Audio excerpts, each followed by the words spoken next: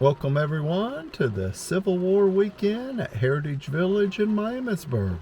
A great outdoor event, whole lot of stuff going on, but, yeah. Just like with any military, as anybody's been in the military knows, hello rain. So most of the stuff has been moved inside, and we will go in and see what we can see today.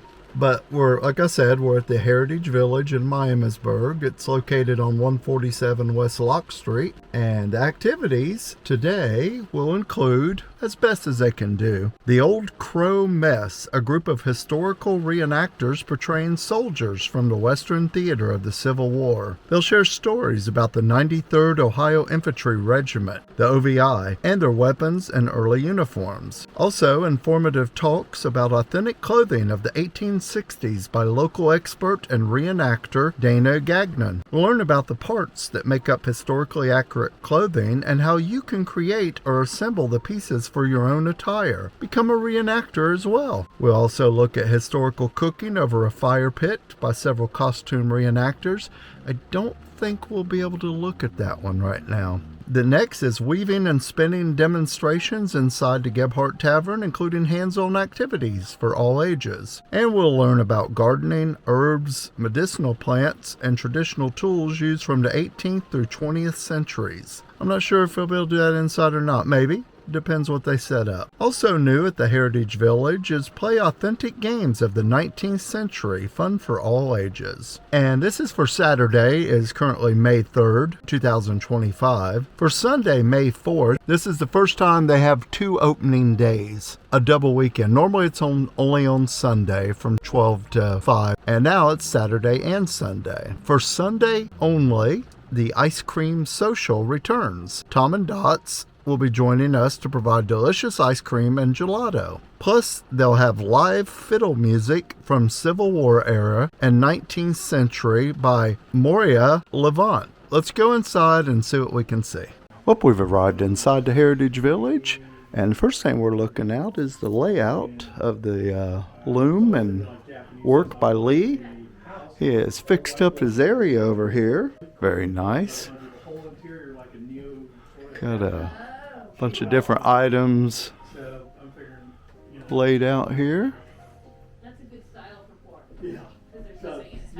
Nice. And this is where the work was from last year, and it's a whole new year.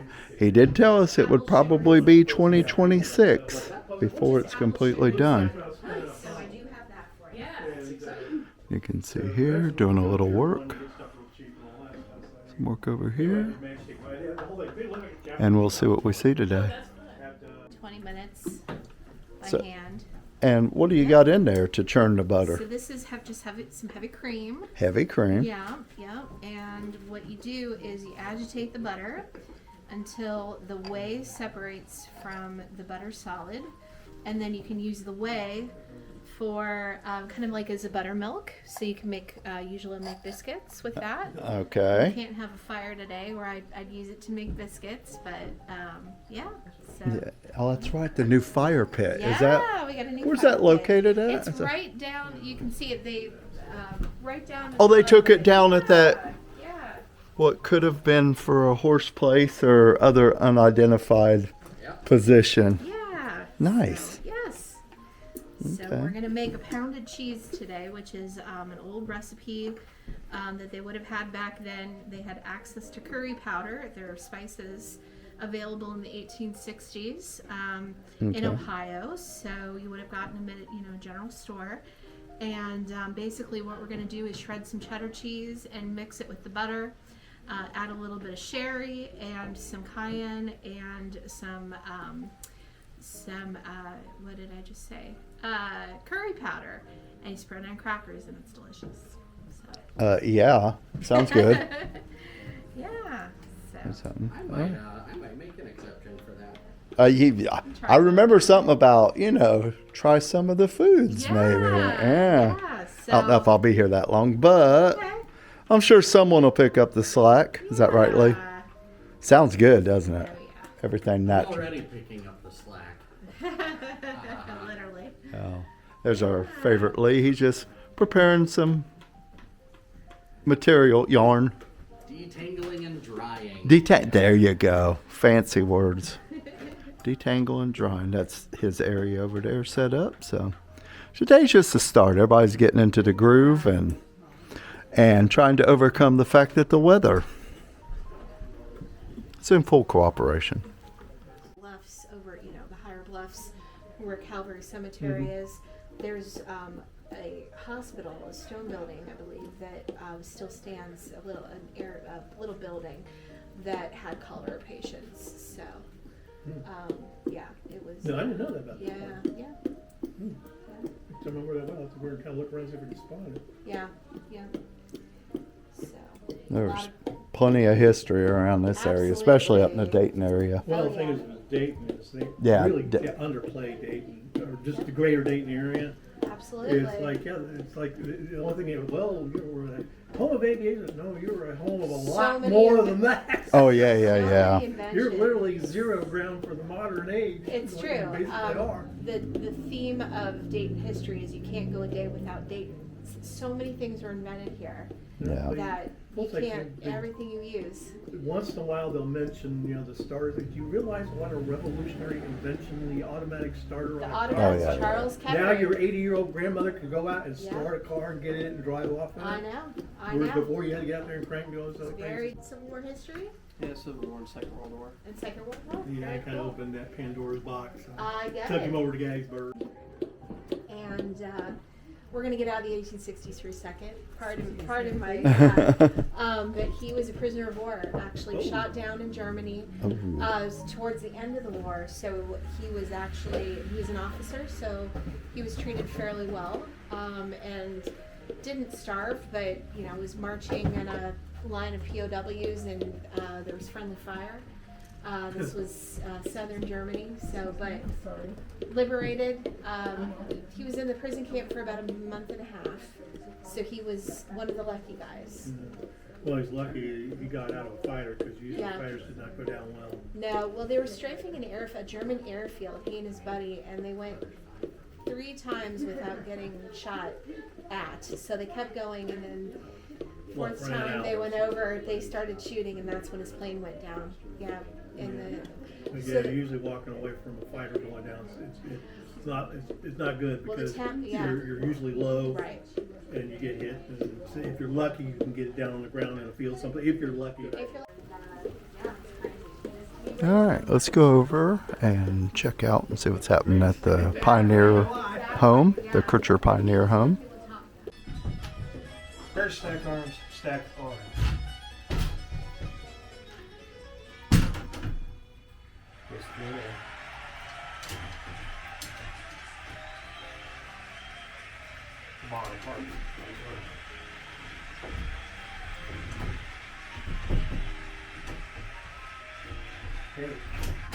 There we go.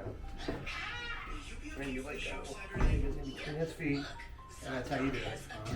There we go. Stuff on it. Nice. Making good use for the little tiny space in here. Yeah.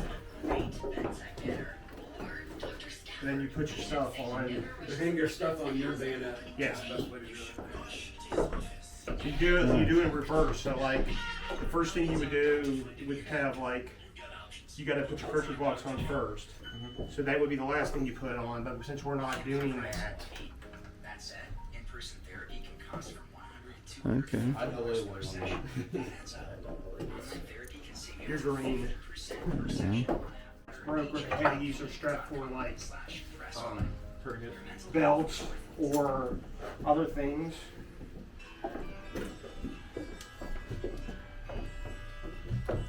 In case anybody's wondering, I'm carrying a Confederate canteen because I like to do things to spice it up, make it different. But Oh, I okay. read- So we wouldn't even have known that. Well, I know, but I read at some point, it might have been this, right? We've done a lot of reading on 93rd High, and I think there was a guy in this unit or another one, and he just kind of got to talking to a Reb prisoner, and they swapped canteens just to do it.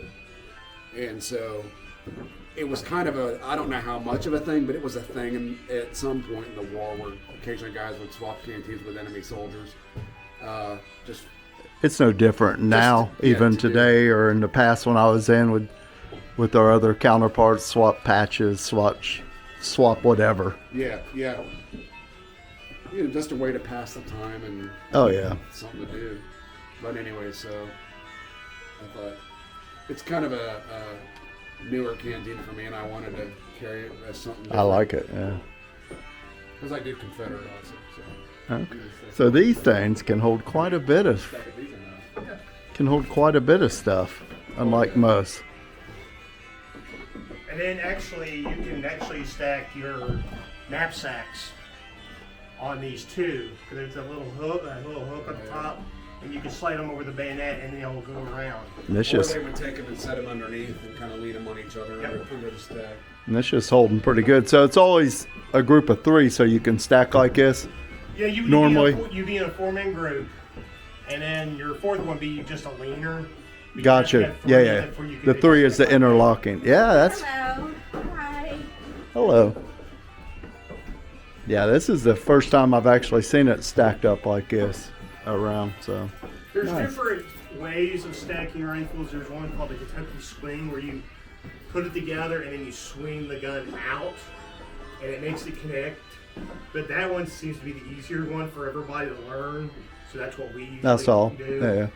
You know, the easiest way to learn the Kentucky swing, I realized, is because you've got yours and you're reaching over and getting this guy's, and then this other guy's leaning his in, but it's just like you're cutting it with scissors. Right. So it's. And then you But set- everybody's got to know how to do it. If you don't, Yeah. and if you're like in different groups or people who have never done it, it makes it harder. Yeah. But if it's a group that you know, you just stick with the one that everybody seems to know better. Right. Yeah. This one's Casey's Yeah. that we do. Yeah. Because I use a lot of Casey's. It's because it's older, just like the 1840 stuff, and it's just easier. And so, but we have a Springfield, an 1842 Harper's Ferry, and a British Enfield. So you have different weapons that were used during the war. Oh, okay. Well, these are all the same, though, aren't they? No, they're all different. Oh. That's the blue one, blue rifle there. That's the Enfield. Oh, okay. That's I see the- that. Yeah. That's the 1842 Harper's Ferry. And Okay. then his rifle on the other side is an 1861 Springfield. Okay. Just at a quick glance, they all appear to be the same. Yeah. Now that you're pointing out, So I the- can see the subtle differences. This one On would have some. been purchased and imported from England, and then this was our equivalent to that, the U.S. Springfield. This is Okay. like a model 1853, and this is a model 1861, so they're very similar. Very. This is actually earlier. This is an 1842. So what this is this is the 20-year earlier model of this one. Oh, okay. Because even though that's a Harper's Ferry, it's a Springfield. The model is a Springfield, but it was contracted and made in Harper's Ferry. Okay. So- Okay. But early Nice. when the war broke out, there was kind of an arms shortage. It was an emergency. Of course, So they were yeah. getting all the old garbage from the arsenals and using that. They were purchasing stuff from Europe, and stuff was being so we had a big mix of muskets in the Civil War. Yeah. I'm familiar with them reusing whatever they can find. Yeah. That's modern day as well. Oh yeah, yeah. Parade. And so I don't think they even carry bayonets anymore. So that's how. No, they don't want them to get hurt. Don't want to. I mean, they. Plus, you're using the carbine model a lot of times now because you're doing more house-to-house fighting. Oh yeah, yeah, But the yeah, yeah, carbine yeah. type here. There's even some guys that have carried tomahawks. Like there's an issue tomahawk we've been issuing since Vietnam, and but I have a friend who has done. He does 18th century frontier. Early reenacting, and a friend of his made him a tomahawk. It was a spike hawk. Ooh. And he took it with him to, I think, Afghanistan. And all he said was, it works. Yeah. So, I love. All right, so that's already pretty good history learning. So where y'all reenact at? Well, anywhere or everywhere or local or? We're local. We're all local. He's from Lebanon, Germantown, Middletown, Yeah, Cincinnati. But then we've been everywhere reenacting. I've been to all Deep South. Oh, okay. Yeah, that's what I was wondering. I've done. Talking about Missouri. Missouri, Michigan. I've done everywhere. Okay, so you went. I've been doing it since '98, so I've got some miles. I've been doing it since '85. Nice. I'm the newbie, probably. I had to wait till kids got out of the house. Well, he's the I'm fresh. Oh, He's you're the rookie. All right, You're perfect. lucky. You get He's out, the fresh fish. You get out so. trash duty. You get out trash duty today. Yeah, this one right here. Heck, he got to duck under them lights. I just had Exactly. coming out earlier. It was Oh bad. yeah. No, we've reenacted big reenactments like Gettysburg, Antietam, Franklin. Then we've done small events like we used to do Sharon Woods, Caesars Creek, Yeah. Okay. places like that. And then we've got more into the educational thing now, this like this. Like going around. And we like doing this a lot more than we used. When we first started, we always wanted to go out and burn powder and be in. But now it's kind of like I can't sleep on the ground like I used to. So and you're like, all right, well, let's go do this living history. It's a lot closer. So. Yeah, it started with May, man. All of a sudden now everything's kicking up. So the reenact season around here starts up at the end of April, and then it ends in October. Now down in Deep South where it's hot during the summer, they do theirs in the winter time and stuff. That would be the only time I'd want to do it. So yeah, I've been to Selma, Alabama, where it was like in March and it was 70 degrees, which was great. But I froze up here, and then when I went down there, I got hot. And then I got pneumonia because of the temperature Yeah. change. So, Oh, yeah. I've been down in Mississippi and yeah. Georgia and all kinds of Yeah, places. we've got a lot of fun stories and horror stories Yeah. being doing this hobby, and we've been extras in documentaries and movies, and That's pretty cool. Oh, that's cool. done plays. We've done civil roundtables, historical societies, and then That's- we also do different time periods. Like he does early American history, like Native American, 1812, Red War. Okay. Early Ohio history. I do Mexican War, Civil War. He just started, so this is his first event. He takes out the trash. I He already takes it heard out. We that. make him, I do Rev War and Federal and Civil War. Yeah. too. You do what? I do Revolution. Okay, Red War. Federal- Okay. Federal She and did an abbreviation. I'm like, is that Red something? War. I was just making sure. I'm like, No. Yep. Yeah, we all got our abbreviations, and I'm like, But yeah, we all a lot of reenactors do different time periods. Some does like World War II. Some does other. But we all do our thing. I know my buddy. He tried to get me into his stuff. I'm like, brother, I just finished with the whole, tour of the army. I said, I've had I get it. I've had enough. It's like, It's fun. and then they had the wool clothing. Can't take it. I mean, even today I wear. It's like it's just too hot. I literally might as well be in mop gear, which I'm surprised I survived that in the desert. Inside the super. When it was winter over in Germany or cold, yeah, great. The desert, not so much. Yeah. This is When theirs. were But you in? from here, Arsenals that were in the South got seized by the Confederate Army. So now there's an arms shortage basically on both sides. So they started pulling the old stuff out of the arsenals and reincorporating that in the military. Would have been normally condemned. That's what that is. They were also purchasing arms from Europe.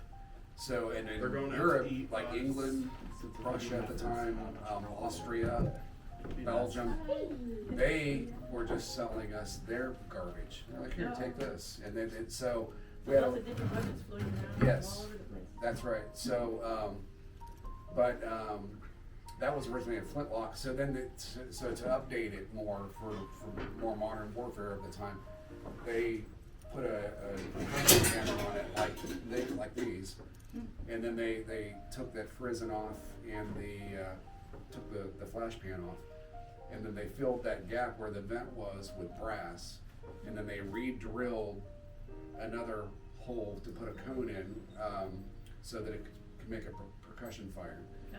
So that was done a lot with those old condemned It was probably I don't know if they ever rifled any of the 16s, some of the 42s. Yeah, they did. Did they? Greenwood did. So that means it was originally a 69 caliber smoothbore, and then they rifled it and expanded the bore, and it's probably a 72 caliber now. So that's a hell of a chunk of lead flying through the air. Oh, wow. It would. You're talking. It would just if you were shot with it, it would have been absolutely devastating. I mean, it would have just completely Take your arm off. busted and splintered and blown up bones, and that's why amputations were so rampant in the Civil War. No, It was bad enough to be shot with one of these. These are 58 caliber. So imagine a 72 caliber in comparison to these. I mean, it would have been horrible. Oh, So that's what that is. wow. That's what you've got. that's amazing. Thanks for letting me know. Yeah. I might have you, or you record all that? Yeah, I sure did. I sure did. Well, you can't keep pointing and then not expect me to finally turn towards you. That's on you. There was cases of guys, and because the problem with the Civil War was they were still practicing the old style of warfare, Napoleonic linear warfare. So that's what they say. What's crazy? They're standing in these lines. Why are they doing that? It's the way they used to fight wars. It's like an etiquette thing. Yeah, but the weaponry was being modernized. So you had that. Okay, the style of warfare was designed because it was originally designed around smoothbore muskets. So it was like they were accurate up to 50 yards, and beyond that they weren't so accurate. So the concept is like throwing a handful of rocks at everybody. It's like somebody will hopefully hit something. Buckshot or something. When they started rifling them, everybody was hitting something. So that was why the Civil War was so devastating in the death toll, because once they rifled them, now it's accurate. Before that, it wasn't so accurate. And that's why the lines was there, because then, something maybe hit. We got a whole line of people. It has a better chance and stuff. I always tell So people, they had rifled with the 78. You said 72. Yeah, that's how it became 72. Because originally they were mostly 69 caliber, Wow. When they rifled them, they expanded them. So you gotta know, like machine guns are 60 caliber. So imagine now you got a bigger one rifled. That thing. I got. All goes in my head and caliber numbers, like, oh, okay, 62. well, So- it's like I always tell people, like with a smooth bore, it's like when you play baseball with a knuckleball. It's being pushed out, so it's going like this everywhere because it's being pushed out. But with a rifle, it's like a football. When you throw a tight spiral, it goes farther. Oh. That's what it is. That's that groove that's in there. So when you fire that bullet, it's spinning. Oh. And when it comes out, it's still spinning, and it's going to go as far as until it hits whatever it's going to hit. So when it hits you, it's spinning in there, and it's tearing up the muscles, your veins, your bone, everything. And that's why you cloth will be in there and everything. Not touching their lead bullets, so they're gonna. And they're going to smash in there after it hits. It just tears everything up. That's nasty. Yeah. No, Welcome to war. Humans are not nice to each other. No. So you, depending on if it's rifled or not, we don't know. But if it's smooth bore, I mean, it was still used. They use a lot of them. The fact that it's been converted tells you it's Civil War. Yeah. Yeah, but it was in the military before the Civil War. It was in the 1820s, probably. It was probably in some militia company or whatever. Could have been Mexican War. Yeah. Yeah. So why would they put a Springfield 1833 if it's actually? That was the year it was 1816? made. The was made 1816 is the model. Oh. 1833 is the year it was made. So each of them have that's like a 4. It says 42 on that. That's a 53, 53. So each of them has that on there. Oh. So that's how you could tell. But sometimes you get like foreign weapons, like from Belgium, Austria, and you get them and you can't find anything because they were just their old guns. I've got an original Belgian at home from the war. I have original Austrian. It's 72 caliber. I couldn't find anything on the Belgian revolver I got either. There's nothing, no identification at all. So Mine has the soldier's name stamped into the stock. Oh. It says CHS Gary. And I looked him up. There's only one guy it could have been. It's a Charles Gary. And he was in the 100 and, I think maybe 120, no, not 125th. 150 something, I can't remember, but what it was 100 days regiment. What that was is the forerunner to the National Guard. And the way they came about was the Civil War was the first time they had ever tried to instill the draft. And when they did that, it upset a lot of people, and that's where they had the New York City draft riots, and they had to pull guys like the 5th Ohio from Cincinnati was one of them. They got ripped right off. They still had dust on them from Gettysburg. They threw them on a steamer, said, "Here, go to New York City and put this down," and some other troops too. So you can imagine what mood they were in. They're like, got basically a bunch of 19th century hippies. Don't want to, too good to fight. So they were surly, and so they in the streets of New York City. And they had opened fire on him. I think there was people killed. Yeah. But so the government realized this is an issue. So they said, okay, tell you what, we'll come up with special regiments that we'll call them 100-day units. And so the idea was you join them, you serve for 100 days, and then you're done. And so a lot of those guys got sent guarding railroad bridges and stuff. And then I'm sure the guys like in Harper's Ferry or whatever that were originally guarding those bridges, and then they got sent to the front. So they probably were thrilled. But it's a Model 42 Belgian musket, mine is. And I looked at it, he was in a 100-day unit, and it said they got into a major battle with Mosby's Raiders at Harper's Ferry. So I'm pretty sure it was in that fight. But the thing is, it's a Belgian, so it was brought over early in the war. So I'm sure it saw some sort of service early in the war before it was given to that guy. Not to mention whatever European service it's all over in Europe. So it's probably been through a couple conflicts of sorts. That's So yeah, and it was it's got L's stamped all over it. So it was in the Liège Arsenal over in Belgium. So I imagine it was probably some stone castle kind of looking place or something. I don't know, but to me that's pretty fascinating.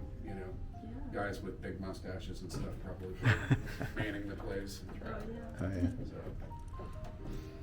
And your outfit, what do you have? Portraying either Morgan's Raiders or just a Raider division, probably late 1863. Okay. But yeah, it's pretty Looks cool. good. Yeah. Looks good. Yeah. Oh, nice. Well, I've got plans, but it's a little bit early to plant them. Hi. Hello. Don't worry. I brought my food. You brought our food to Are share. you guys hungry? There's lots of food. I don't mean to eat in front of you. No, it's fine. I'm It's always been a teasing. bad I'm idea. teasing, honey. It's like, you ask guys, are we hungry? We're guys. We can Big eat. guys. We are. We are. We represent the big guys. Not you so much, but we represent the big guys. He's like, I'm working on it. so it said, are there any other stories like from the OVI? Is that what it was? The Ohio. Yeah. Is there any stories or something or anything that would be interesting? There's I mean, a lot of stories. is there a couple good ones or one good one or Yeah, something would be of interest? OVI stands for Ohio Volunteer Infantry, so there were several regiments of OVI. Oh, okay. We're representing the 93rd. The 93rd. That's what I couldn't remember that part. Okay. So I don't know any particular stories, although there definitely were, of the 93rd Ohio, but I can tell you an interesting one from the 41st Illinois okay. Volunteer Infantry, which would have Okay. been just a different state, Yeah. And they probably did the same type stuff, but you got the Same army, yeah. But they were on their way marching to Shiloh to reinforce, Pittsburgh landing. And they were crossing a stream, and their colonel, was Colonel Isaac Pugh, was on a horse. This is just terrible to say to your head. But they were filling their canteens in the stream as they were getting ready to cross.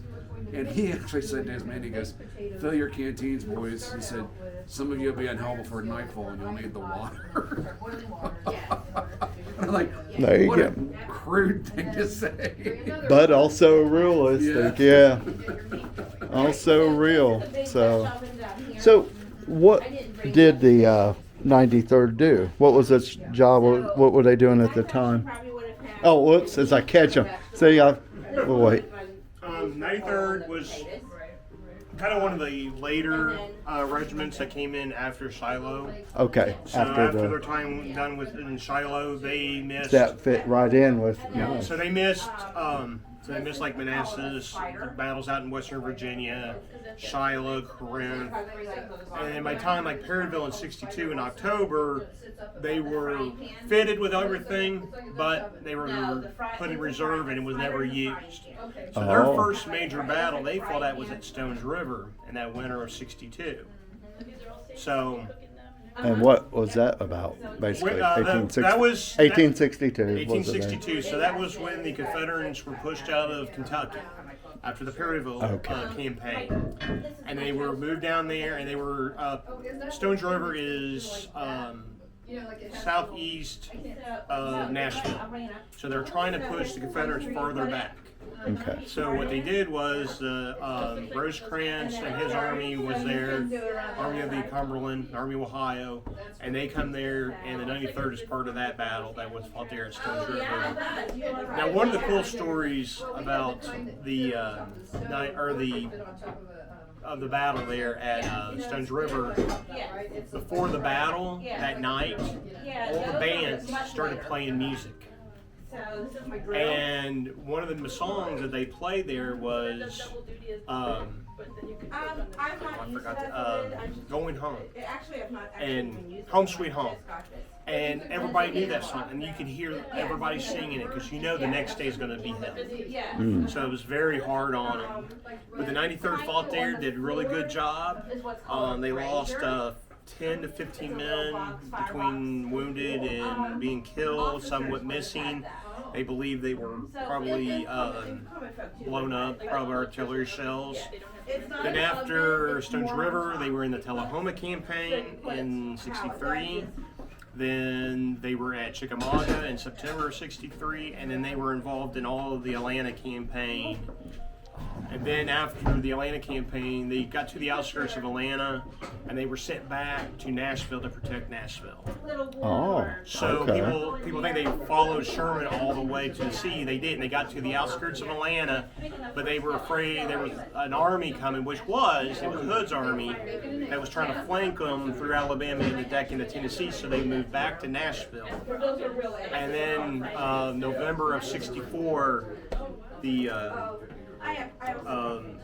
they were in the Battle of Nashville in 1864. Okay. And then after that, I was into their time. Their time was up, and then they were discharged, came back to Ohio, and formed their lives. Okay. Well, that's good. They had a mission, took care of it, and That's right. they did well. So a lot of marching and.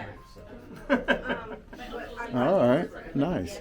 So, what's your name and what's your favorite things that you're doing with right now? My name is Justin Mays. I'm from Middletown. I like history, period. I got into Civil War reenacting in my late teenage years, and between work and everything, I still did off and on for my 20s and other things, but then I got more back into it the older I got, and I like teaching. That's my main thing. I've done movies, I've been extras in movies, I've done plays, I've done documentaries, but I've done big reenactments and national battlefields and stuff that they do, so it's a fun hobby to have. Well, thank you a lot for informing us and letting us know what's happening here. The new guy, he's the guy to be taking out the trash. What's your name and what are you interested in? My name's Seth Woodward. I was born and raised in Germantown, Ohio, just about 20 minutes from here. I mainly got into Civil War reenactment just because my relatives, they were in the war. My fourth great grandfather was in 21st Connecticut. We have a lot of his items. My grandpa, he showed me them when I was in about fourth grade, and that got me really into it. I mean, when you see your relative gloves and revolver, you're going to get into it. And thanks to him, he mainly got me into reenactment itself. But I mainly just stick with Civil War history and everything just because, well, one, I have family there. I just feel like I kind of owe it to them. And it's just...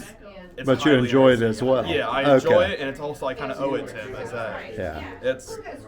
But yeah, I love it. I was in my AP government class. I got a pretty good score on my exam, pretty well. So yeah. All right. Well, good deal. Well, thank you as well. It's I had a knit one at one time, and I was at a Civil War event, and this guy had this one. There's a guy that had this one, and I really liked it because I've seen an original one. It was an officer's from the 9th Ohio, and it was the same exact thing. It was velvet, but it was just a little bit different shade of green. And I have never I'm seen. like, oh wow, you know. So he liked mine, so we just traded. And so I've had this one ever since. And then the only thing I didn't like about it didn't have a liner, but I put a polished cotton liner in it, which I thought was appropriate. So the mason jar was patent. you know, I just put that in it. And, See, the trading's always around even today. See, we're always trading. They still have their crops. so, that they Yes. use. but yeah, the smoking caps. These were very common. You see photographs of guys even in camp. Mason jars. No. You know, in an army camp outside, you see guys like lounging in these things. So they'd put that on just for smoking. and lounging. It's And just not just a chill cap. It's a chill hat. Exactly, it's comfort. There's a painting at my grandmother's house with that kind of hat, a guy smoking a pipe. Like your version of that. Well, like in Night Before Christmas, it mentions like Mon or kerchief, the eye in my cap. Yeah. They settle down for long winters now. It's like they slept in them, they smoked in them, a smoking cap, kind of all the same type of thing. Where they got popular, I heard, is from the Boil my water. Opium Wars or something. That could They be. picked it up from the Turks and, you know, kind of it came to Europe and something like that. So we learned it from the Far East. And yeah, they started. And well, then opium dens also became popular in the mid to late 19th century. You know, so the whole hookah thing. And, Oh yeah. Well, that's popular now. It's all over the place. The hookah houses and different stuff. So. Oh, I did want to ask your name and what you like best about the reenactments. You know, a little history of your reenactments. I already asked them. it's Jeff McIntyre. Okay. And you're from this area as well? yeah. Okay. From Lebanon. And I like I said, I do different time periods. I do. My love for it started with history when I was 5. My parents took me to see the outdoor drama at Tecumseh. Okay. So my time period that I started off with, as far as fascinated with, was early Ohio, and my first childhood heroes were Simon Kenton and Tecumseh. Oh, okay. The frontiersman. Yeah. Sorrow in Our Hearts, I think, is even better. Also by the same author, by Ellen Eckhart. Yeah. And and then from there, I didn't know at the time as a little kid. I just thought I loved Indians and things, but I was also into dinosaurs and stuff like most kids were. But then as time went on and I started learning more about history, I just realized I'm a history buff. So I got into Civil War reenacting because I learned about it. And then still do this, but I've kind of digressed back to early Ohio. I do that now. And I do Revolutionary War reenacting. Okay. So, but just I love that you get to transport back and become somebody else. You know, and you almost develop a mentality of you're kind of like you feel like you're kind of representing your own great-great-grandfather or something. Nice. And especially when I'm doing Revolutionary War, you know, you kind of feel like you're portraying your Civil War ancestor's grandfather or great-grandfather. I do 1812 also. 1812 like Ohio militia. So yeah, but just you get to be somebody else. You know, and learning about the old ways, old traditions. I love to try to keep that stuff alive. That's good. And for those who will want to learn about it. All right. Well, thank you very much. We appreciate your time. Thank you. Had deer antlers around their camps and stuff. Oh, yeah. They would have been doing stuff with it. They'd have been carving things out of that or whatever. Yeah. Yeah. And you're using that deer As a pipe tamp. pipe. It's just Yeah. the tip of a deer antler. Okay. You got tobacco in there too? Okay. So. The matches there are kind of old, so I don't know. Yeah, it's a. It's an original match shape. Oh, I thought, is he going to flip open the bic here? That's pretty cool. A lot of them were outside when you go down south. They're more mean, A down They payment. don't always work when they're old, though. but you can buy a lot of used stuff from people because there is places that sell used stuff on the internet. You just need to ask.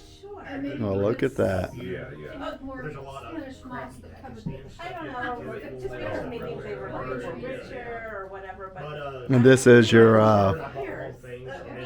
just regular pipe tobacco. If the kitchen burns, I got him that through. I mean, right now I'm wearing his bar and stuff and everything. Yeah, it's pretty good. Our kitchen. How's your guys hearing? It fell about. I've nasty. Not catching. Not growing Right. I cannot hear real well. as well in my right ear as I used to. Oh my God. Because they built Between the a artillery that was and on the the house. infantry They and joined working in the loud kitchen wow. environments in my on that life, side. I That lost a lot of my Maybe. So when I'm talking, I always have to look at It's an original pipe. I have a hard time hearing. Nice. Especially if there's a lot of That's braided But horsehair. they did too. Right So I there. felt like, oh, okay. So what era or what time period is this pipe? Civil War. Civil War, so same era, of course. Up to late 1800s. Okay, The okay. battle stuff anymore. 'Cause Oh, nice. there wouldn't be a lot of guys my age that could do it. Nice. I can still do it. Yeah. But my thing is more educational. I like Yeah. teaching. That's my bag, Now, yeah. like when I did the movie Guns and Generals, I mean, I went out, did it. So it's Yeah. I not put my book connecting in good there, so enough. Okay, now I have questions. What do we have going on So here? this would have been, forget the stove, cause this is a schoolhouse. But this would have been like a kitchen. Like Okay. a normal kitchen. Here, I can get up. So you have your cast iron.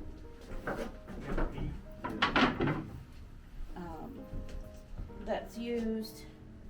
Dutch ovens. And this would have been the same time period, the Civil Yes. War Mhm. time Yep. period. So a lot Okay. of Civil War homes either still had the fireplace, or if you were lucky, you might have had a stove with a burner, the burners. I've got, this is actually a toaster. You put your bread in, and you do it on one side, and you flip it, and you do it on the other side. A griddle. I've got a grate right here that's actually an original. This is called a spider. Frying pans, different size Dutch ovens, a tea kettle. I've got my coffee pot. Okay. Crocks. They would have put things in crocks. You'll see over here there is a 1858 mason jar. This is when it was patented in 1858, but they did not really use those during the Civil War. It was a little bit after. Okay. They still continued to use crocks. Dishes, my silverware's in here. Wooden bowls. This is the big bowl is my bread bowl, what I would make bread, my dough in. And then either have a bread box, which in the house, in the tavern, has a bread box, or cover it. You can cover it too. I've got some pantry boxes. My sugar's in there. They're empty right now, but they would have spices and things like that in there. Okay. This is my flint and steel for a fire starter. Mm-hmm. Matches were a thing, so there are matches. That's my matchbox. You already know I'm really bad about responding to their calls. That's my spices. I get Okay. So, What type of spices would you use back then? there's parsley, basil, thyme, oregano, rosemary, and garlic. So Same thing we use today. same thing. Yep. This is my book of recipes.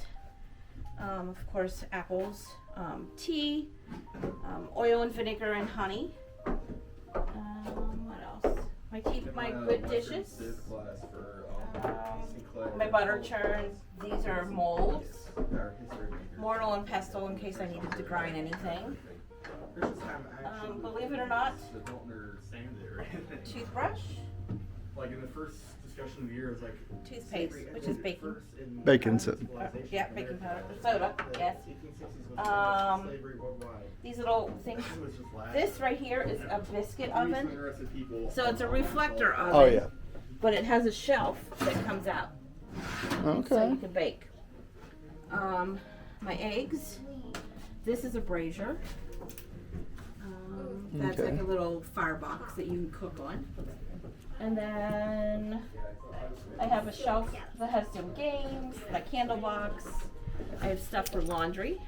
Laundry day is on Monday. About 7 steps to do laundry. Long day. That's tomorrow. We don't worry about that. Yeah, it's 2 days. No, it's 2 days from now. Yeah, Today. we're not worried about it. Yeah. So we're not worried about it. My wood bucket, my washing station. There are 3 pans in here. So probably should do that way. So one to rinse all the stuff off, and one to wash. Yep. And then to dry, my drying rack. Okay. That looks pretty. That's what my scrubber. That's what they would have used. Same thing they do with little nylon things Yep. today to have people Yep. scrub. Yep. I've got brass buckets. I've got cooking utensils out here if I would have been doing the fire. Stuff, yeah. Yeah. Too bad. I think tomorrow's not going to be a great day either. No. Ohio, uncooperative. We've got the newspapers of the time, Bible, some sewing stuff I need to do later, Bible. These are periodicals the little books that would have come out. They were dime books. Oh, okay. And then, so this is Wuthering Heights. So, which is the time period. Yeah, and still read it. Yep. Okay, nice. So it's a representation of everything that you have here. Yeah, candle molding, making candles. The sieve is a sifter with flour. Nice. Now, I said let's forget about it till Monday, but you said 7 steps to do laundry. What do you have to do? So, I'm curious. first you would just sort your laundry, Do that today. right? Okay. And then you would boil your laundry. You would boil it. to Good get thing it was cotton mainly, right? Yes, and boil it. Or wool? Was it Yeah, cotton and wool? Wool was not so much washed. It was mostly cotton. Okay, just And mostly what was washed was your underpinnings, underneath your underclothes. so still the same thing. It's like got to look clean. Yeah, so a dress, women would have only had maybe 2 dresses, maybe 3. They might have had like a really good dress. They would have had their Sunday dress, and they would have had their everyday work dress. So underneath, which Dana will show you in the tavern, but underneath I can show you a little bit. I have layers. So you start off with drawers, and those are like underwear, and they're split. Yeah. And then you have a chemise, and that's kind of or in Revolutionary War time, it was called a shift. So that goes over your body, and then you have a corset on. So a corset, you know, debunk where you couldn't bend. Yeah. I can actually bend all the way over because a corset you're supposed to. They wore them even pregnant. There were special corsets for when they were pregnant. So you have the corset on, and then I have layers. So if I was going to be working outside, I only would have one petticoat on. I would not have my corded. So they're equivalent. I would have my wool petticoat. Ah, Wool okay. by fire smolders, where if you have cotton, it burns. So if it were to catch fire, I would kind of smell it, and it would be smoldering. And it's like- give me enough time to put it out, whereas cotton would go up. The corded petticoat kind of went out in the 1860s. The crinoline cage came in, but it's The what? It's called a crinoline cage. It's kind of a hoop, like your hoop. It's that hoop thing Yes. they wear. Yes. Okay. So this went out, but wearing a hoop by the fire is quite dangerous, and it just gets yes. So Yeah. for a little extra today, I have my corded petticoat on, and then of course I have my dress and then my apron. So really, truly, you don't really have to wash this all the time. Gotcha. Because So it is your just the under. underpinnings were washed and they were white.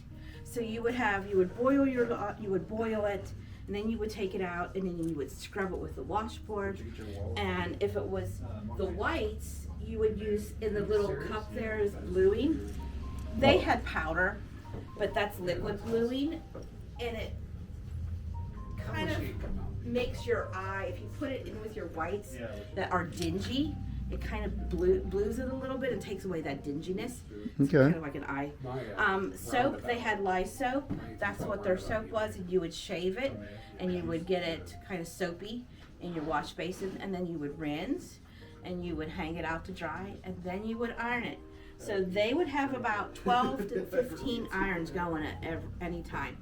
Because as the iron cooled, you put it back on the fire, and then you had another iron to continue. Okay. So it was an all-day process. All day. And that's just for the undergarments. Yeah. But I mean, then Basically. they have, like, your linens, and if you had a baby in the house, you know, you have diapers, cloth diapers. Little boys and little girls both wore dresses until they were potty trained. It just made it easier. So I love the onesie with mine. I didn't care. It's like, hey, unsnap, done. Unsnap. Yes, exactly. So I have a petticoat that I'm mending. I'm putting another tuck in it because it's a little too long for me. So I will be working on that. Okay. So later on. So these are tucks. So I'm putting another tuck in. Alrighty. Hand sewing it. Good deal. Appreciate it. All right. What's your name and how long you been doing this type of stuff? I'm Wanda. I'm from Amelia, and I have been Interested or doing the type I've of... always been interested. Always a history nerd. Okay. But I raised 3 boys. So after they all left the house, so I guess this is my 9th year. Okay, so you got to revitalize it when you don't have to take care of the children. Yes, yeah. Gotcha. I was busy between Boy Scouts and the whole. Yes, and working full time. So Okay. So finally, I get the time and do all this. So Nice. So you enjoy it? yes, Okay. I love it. You running around with these guys over here? I You am. talk to them? Yeah. Matter of fact, we're going to Gettysburg together in June. Okay. So We'll be you in front of the Adams County Museum. in Gettysburg. Okay. Yeah, they asked us to come, so I will not take as much, although it'll be really hard for me not to take as much. Depends what type. Well, I would How much love, room you got? well, it's not the room. All this fit in my car, believe it or not. It's the time that it takes to put it away and pack it up and get it out. We are not stationary there for the whole weekend, so we won't be in tents. Oh, So okay. every day we have to take down and then put it back up. Ah, So maybe a that's- representation. Yes, I'll have a little bit. I'll have a little bit of cast iron, and this table will probably go. Okay. And, Well, it sounds like fun and stuff for y'all. and So. kind of like a wash table. What day is that? Yeah, the first weekend of June, like the All first right. full weekend, I guess. I think it's like the 7th, 8th, somewhere around there. So yeah, I'm super excited. It's been a while since I've been to Gettysburg. The group, one of the groups, I'm going. Well, we're tagging with Justin, but one of my other groups, we used to every fall go out there for an entire weekend, and where the Pennsylvania Monument is, we would camp on the actual battlefield. Oh, nice. So it was it was an honor to Yeah, be yeah. able to do that. And then our guys would retire the flag at the cemetery. So Okay. they would get in their dress blues and march from the Pennsylvania Monument to the cemetery. And it quite impressive. And then they Oh, retire yeah. the flag. So All right. Well, thank you very much for your time. All right. So tell you this uniform. So what I'm portraying here is a patient That's our dinner. what we call That's our dinner at the tonight, Soldiers thank Home in you. Dayton. The National Asylum for Disabled Volunteer Soldiers was started in 1865 after the war. They opened a central branch in Dayton in 1867. Wow. Yeah. That's been around a long time. I didn't really realize that. And it was known as the National Asylum for Disabled Volunteer Soldiers until I in a think period bottle because I got that out of 1971. They changed it to National Home for Disabled And it's Volunteer a period Soldiers. It just bottle sounded for better. the Home instead of asylum. Yeah. Term. I do. I try to use it. And it was open to soldiers that have been honorably discharged, whether it was by physical wounds or sickness or anything like that. It just had to be tied to their service in the Union She Army. was sailing out some of her stuff. Okay. And, So, and they could live there for as long as they followed the rules, maintain their uniform, did what they were supposed to do, were productive. They could stay there as long as they needed to. So it wasn't just for injured or whatever. They had a place to stay and work and live. It had rules. What type of rules or things would they have to follow? You mean just to give them something they were familiar with? They kept a very military kind of lifestyle. Gotcha. So there was still Up in the reveille morning. up in the morning. Yeah. Roll calls. Okay. chow halls, barracks, things like that. All right. So there were about 150 men in companies, supervised by a captain. The homes were ran by Civil War veterans, and it runs today. It's just known as the VA now, Veterans Affairs. Okay. Well, they don't have the reveille and all that now, but okay. So how long did that last? That they, kept the military lifestyle regiment until they switched over to. About 1930. Lasted a good while then. Yeah. So after World War I. So. After World War I, there were Spanish-American War, Mexican War Yeah, veterans. all the stuff. The injured and ill soldiers. They just kept them in the regiment, but they had a place to go. Yes. So that was excellent. Yeah. So my buttons are a little different on my uniform. If you can get a close up here and see them well enough, you can see the National Home for Disabled Volunteer Soldiers. Okay. And they were just issued surplus uniforms, again, to maintain that military bearing and order. Okay. Mm-hmm. Yep, and then headgear as well. It's just got smaller buttons. And this is all just either surplus or what the military was using as standard issue uniform at the time. That's what they were Okay. There was a zoo. There were gardens. There was a deer park. And in 1875, there were about 750 members of the home. Okay. How many people are up there now, do you know? I don't know. That I don't know. So, okay. But It's a whole different, it's all different now with with what's happening. So. Yeah, so it's changed a lot. But there's still people living there permanently right now because they're. Yeah, there's still lodging for veterans that need help up there. That need that, and okay. you can see some of the old barracks buildings. The gardens are still maintained. There's an organization up there that maintains the Grotto Gardens, and it's just beautiful. It's a wonderful place to go. It's very peaceful. I can go get it right here. When it first opened, it was about 400 acres, and it's, Dayton sprung up around it. And they took up. Yeah. So it's not as wide of a spread, I don't think, as it used to be. Okay, so that sounds about right. Taking stuff away. All right. Well, what's your name? My name's Cody. Cody, and how long you been teaching about this, or boy, or enjoyed? Is this what you do mainly? Just teach about the VA, or you got other? I've dabbled in all kinds of different time periods. Okay, so you're a favorite. Okay, but this is what you like teaching about now. This is my 20th year doing this. Oh, okay. Yeah. Well, that's nice. Cause I've never really heard some of them stories, and I'm a veteran as well, so it's thank like, you for your service. yeah, Appreciate you that. too. So, all right. Thanks everyone for watching. If you enjoyed the video, feel free to like, subscribe, comment, share, and also look out for a playlist of the rest of the weekend. And we hope to see you next time, and have a good one.